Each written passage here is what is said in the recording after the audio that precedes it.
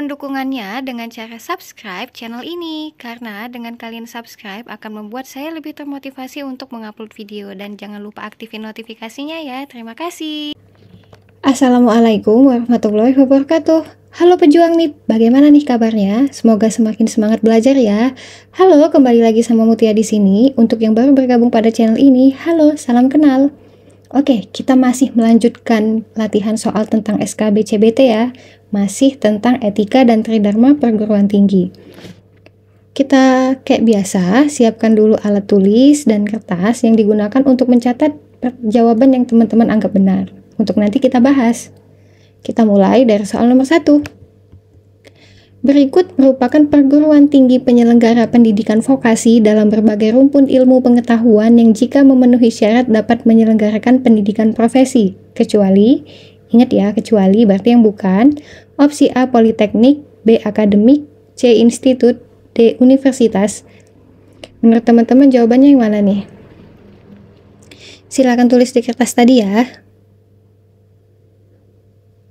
Oke, jadi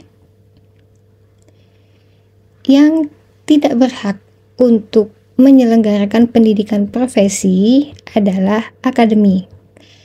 Berdasarkan Permendikbud nomor 7 tahun 2020 bab 2 pasal 3 ayat 7, akademi menyelenggarakan jenis pendidikan vokasi dalam satu atau beberapa cabang ilmu pengetahuan dan teknologi tertentu melalui program diploma 1, diploma 2, diploma 3 dan atau program diploma 4 atau sarjana terapan. Dalam hal ini, di akademi itu tidak ada pendidikan profesi. Jadi nomor 1 itu opsi jawabannya B. Kita lanjut ke soal nomor 2. Dalam susunan organisasi Kementerian Pendidikan dan Kebudayaan terdapat Direktorat Jenderal berikut, kecuali A. Direktorat Jenderal Guru dan Tenaga Kependidikan, B. Direktorat Jenderal Pembelajaran dan Kemahasiswaan, C. Direktorat Jenderal Pendidikan Vokasi, dan D. Direktorat Jenderal Kebudayaan. Menurut teman-teman, untuk soal nomor 2 ini jawabannya di opsi yang mana? Silakan tulis. Oke, jadi yang tidak terdapat itu adalah Direktorat Jenderal Pembelajaran dan Kemahasiswaan. Ini diambil dari Permendikbud nomor 45 tahun 2019 bab 1 pasal 6 tentang susunan organisasi Kemdikbud.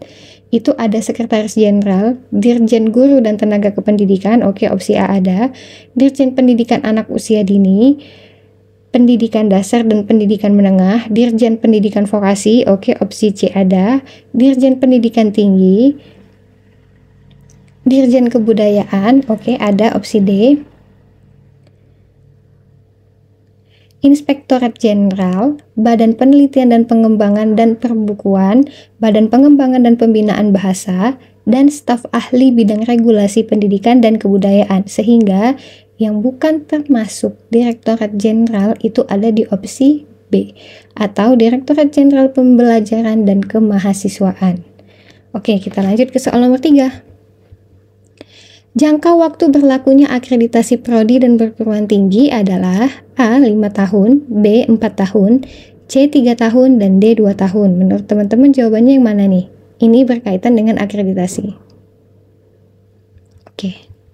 Jadi, jangka waktu berlakunya prodi itu 5 tahun berdasarkan Permendikbud nomor 5 tahun 2020 pasal 6 ayat 1 itu jangka waktu berlakunya akreditasi untuk program studi atau perguruan tinggi yang dilakukan BAN PT itu selama 5 tahun atau opsi A. Kita lanjut ke soal nomor 4. Perhatikan jenjang akademik dosen di bawah ini. 1. Lektor kepala, 2. Asisten ahli, 3. Profesor, 4. Lektor. Jabatan akademik dosen yang paling rendah sampai dengan yang paling tinggi menurut Permen Pan RB nomor 17 tahun 2013 adalah, maaf ya itu ada yang typo, opsi A itu 3, 2, 4, dan 1, opsi B 2, 4, 3, dan 1, opsi C 2, 4, 1, dan 3, opsi D 3, 4, 2, dan 1. Menurut teman-teman jawabannya yang mana nih? Karena ambil formasi dosen, otomatis untuk jenjang akademik sudah harus di luar kepala ya.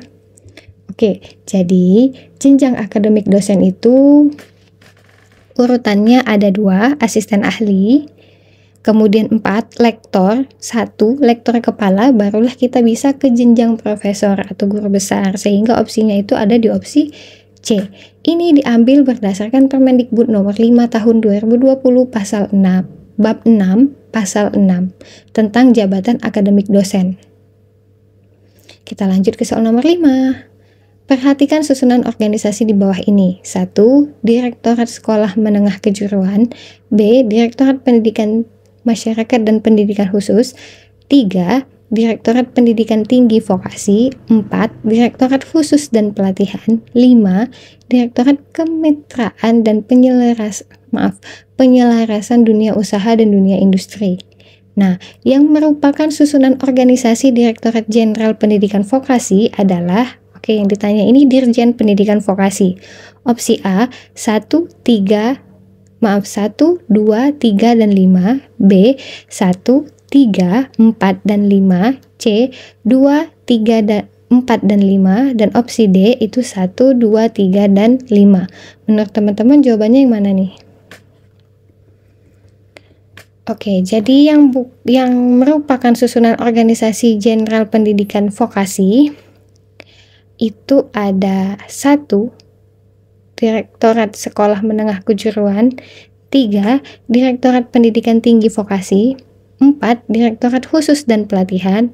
5, Direktorat Kemitraan dan Penyelarasan Dunia Industri dan Dunia Usaha. Ini diambil berdasarkan Permendikbud nomor 9 tahun 2020 pasal 1 nomor 13. Dirjen Pendidikan Vokasi terdiri atas Sekjen Pendidikan Vokasi, Direktorat Sekolah Menengah Kejuruan, Direktorat Pendidikan Tinggi Vokasi dan Profesi, Direktorat Khusus dan Pelatihan, Direktorat Kementerian dan Penyelarasan Dunia Usaha dan Dunia Industri. Jadi jawabannya ada di opsi B. Terima kasih telah mengikuti latihan soal dari soal nomor 1 sampai soal nomor 5 ini. Semoga bermanfaat untuk teman-teman dalam mempersiapkan diri untuk nanti menghadapi SKB CBT. Harapan saya semoga teman-teman semua bisa lulus dalam seleksi CPNS tahun 2023 ini. Amin Allahumma amin. Jangan lupa untuk subscribe, like, dan share ke teman-teman lain supaya lebih bermanfaat. Terima kasih. Assalamualaikum warahmatullahi wabarakatuh.